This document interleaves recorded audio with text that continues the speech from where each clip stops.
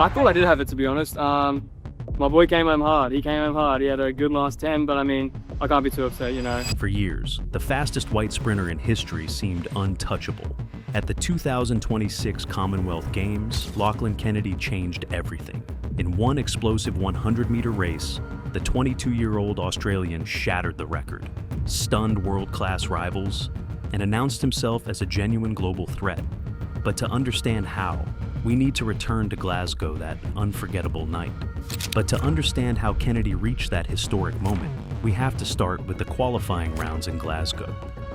At the 2026 Commonwealth Games in Glasgow, Scotland, one of the most remarkable men's 100-meter competitions in recent memory unfolded. The qualifying rounds immediately showed that something special might be developing. In the opening race, Emmanuel Essame of Cameroon stormed to 9.89, while Kennedy finished close behind in 9.94. For the Australian, it was a new personal best and his third sub-10 performance of 2026 after twice running 9.96 at the Australian Championships. Kennedy entered the final with momentum, but also with a difficult challenge. Across the track were athletes with faster personal bests, major championship experience, and stronger reputations over the closing stages of the race. Among them was Nigeria's Kayinsola Ajayi, one of the hottest sprinters in the world. Ajayi had arrived at the Commonwealth Games after winning the NCOLA title in 9.72. He had also captured the London Diamond League in 9.84 while running into a strong headwind. When the gun fired, Kennedy delivered exactly what he needed. He exploded from the blocks and immediately placed himself alongside Ajayi.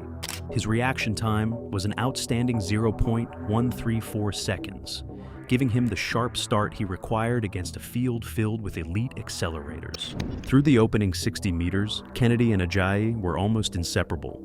Their splits were 6.38 and 6.37 seconds respectively, blistering times made even more remarkable by the wet track. Kennedy stayed low through the early drive phase, transitioned smoothly, and rose into full sprinting posture without wasting movement. For much of the race, he looked ready to become Commonwealth champion. His mechanics remained clean, his shoulders stayed relaxed, his stride never appeared forced.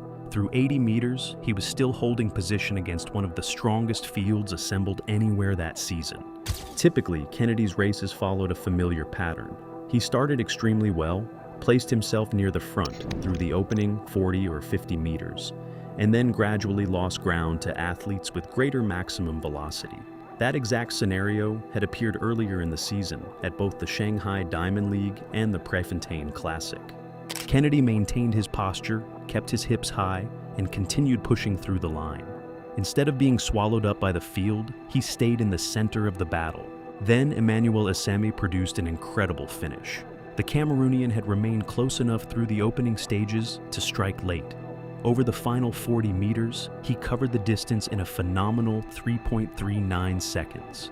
That devastating close carried him past the leaders and secured victory in 9.83. The time set a new Cameroonian national record and a new Commonwealth record, but only fractions behind him, Kennedy crossed the line in 9.85. The performance shattered his personal best.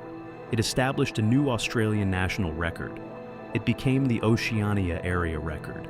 Most importantly, it officially made Lachlan Kennedy the fastest white sprinter in the history of the 100 meters. His 9.85 lowered Sam Blaskowski's record by 0.04 of a second. The performance also moved him into the top tier of the 2026 world rankings, tying him for 5th alongside Ronald Longa of Colombia. Unlike most white sprinters, Kennedy had already demonstrated unusual consistency below 10 seconds. Before the Commonwealth final, he had broken the barrier 4 times, more than any white sprinter except Christophe Lemaitre. The 9.85 became the 5th sub-10 performance of Kennedy's career. Lemaitre recorded 7 legal sub-10 races during 2010 and 2011, a remarkable achievement that has stood for years. Kennedy, however, is only 22 years old and still appears to be improving in nearly every phase of the event. Kennedy had already generated significant attention before Glasgow. Much of the excitement began with his remarkable outdoor 60-meter performance in 2025, when he ran 6.43 to break the Australian national record. That race created enormous buzz because it revealed just how dangerous he could be during the first half of the 100 meters. He later earned a world indoor medal after running 6.50, proving that his acceleration could survive the pressure of major international competition. A fast 60-meter time shows explosive ability. A world indoor medal confirms championship quality. A legal 9.85 in the 100 meters proves an athlete can combine acceleration, maximum speed, and speed endurance against the best in the world. The 10-meter split data confirms the visual impression. For most of the race, Kennedy and Ajayi traded first and second place as they charged down the track. Kennedy reached 60 meters in 6.38 before covering the final 40 meters in 3.47. That closing segment was the difference between his earlier performances and this historic breakthrough. Ajayi entered the race with a 9.72 to his name and had already shown he could win under difficult wind conditions. Beating a sprinter in that kind of form requires almost every phase of the race to go right. Even without the gold medal, Kennedy's performance became one of the defining sprint moments of 2026. A legal 9.85 rewrote the record books, changed expectations around his potential, and established him as one of the most dangerous starters in world sprinting. Kennedy is still young, his top-end speed is improving, and his ability to maintain form over the final meters has now taken a major step forward.